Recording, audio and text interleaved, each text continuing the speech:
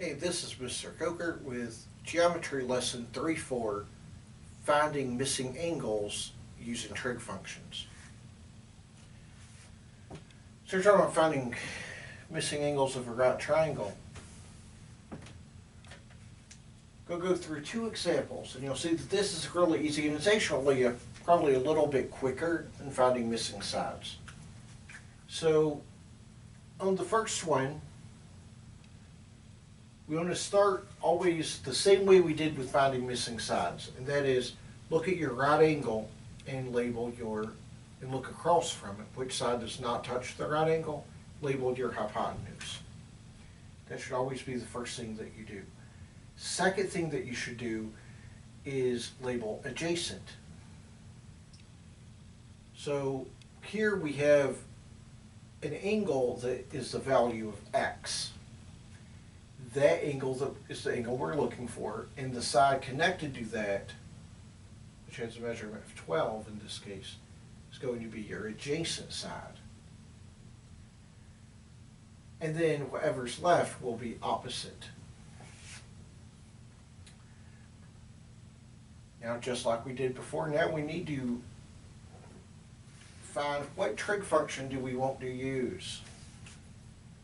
Good way to remember, and the way that's usually remembered to find trig functions, is sine is O over A, cosine is, I said it, A over A, so over H.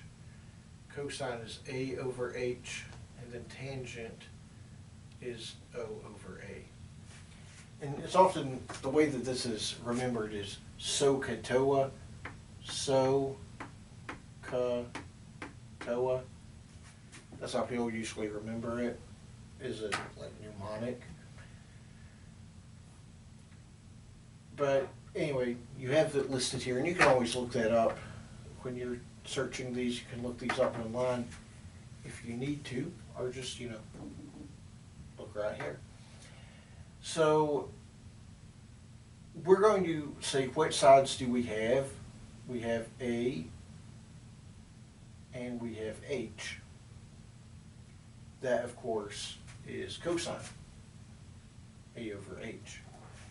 So we can solve this with cosine, except we can't. Cosine is what we're using, but what we're actually using is inverse of cosine. And it looks like this on your calculator. Cosine, do the -1 power. Don't worry, you're not using negative exponents or any exponents when you're doing this. You're just hitting this button on the calculator. So cosine -1,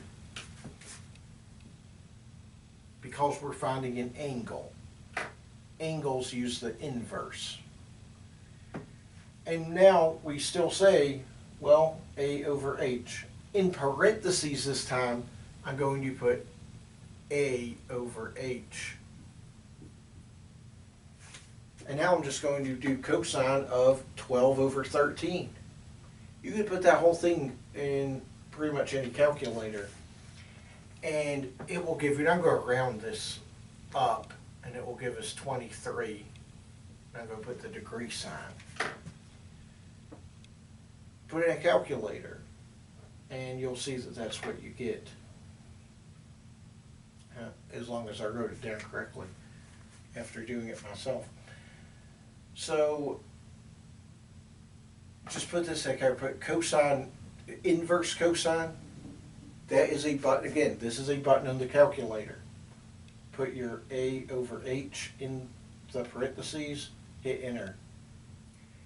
Next, we're going to find, for this triangle, we're going to find the missing angle. So with this one, let's be a second example. We start. How do we start? Hopefully you're like, oh, we of course start with hypotenuse. What is opposite the right angle but is not touching the right angle? Is that side is the hypotenuse. Then we look at the angle we're given Of course, one side of it is the hypotenuse, one side coming out of it. The other side coming out of it is our adjacent side. And then whatever's left is opposite. Now we see what do we have? We have an opposite and we have an adjacent. What uses opposite and adjacent? Tangent. I'll write this one in red. We're going to do tangent, but do we do tangent? No. Inverse tangent. Again, that is a button on your calculator. If you have trig functions in your calculator, you should have the inverse trig functions. And now we're just going to set up in parentheses 4 over 12.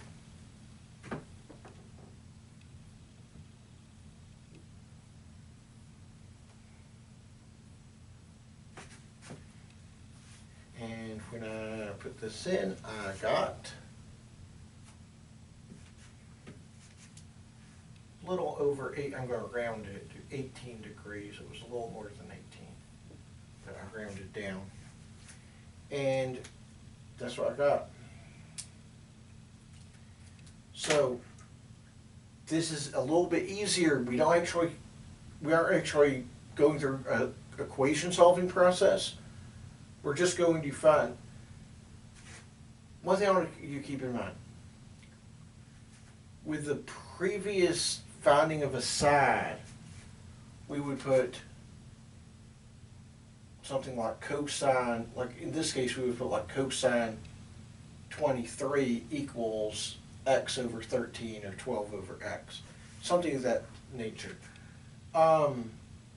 In this case though, we're doing the inverse. That's why we're switching what we're finding a cosine of.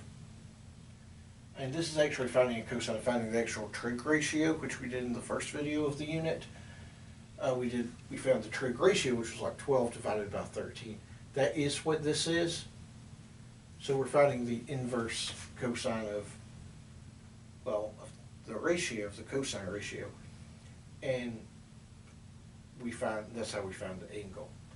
So that is why we found the trig ratios, and it does have a value to help you understand it and to help you remember how to set these up, kind of get some experience. So anyway, that's finding angles of using trig functions. It's not difficult to do, but you just have to make sure, label your triangle correctly, select the correct trig function, make sure you do the inverse, and then put the correct fraction in the calculator, and it's pretty much foolproof. So once you get used to it, it's pretty easy. So thanks for watching and have a nice one.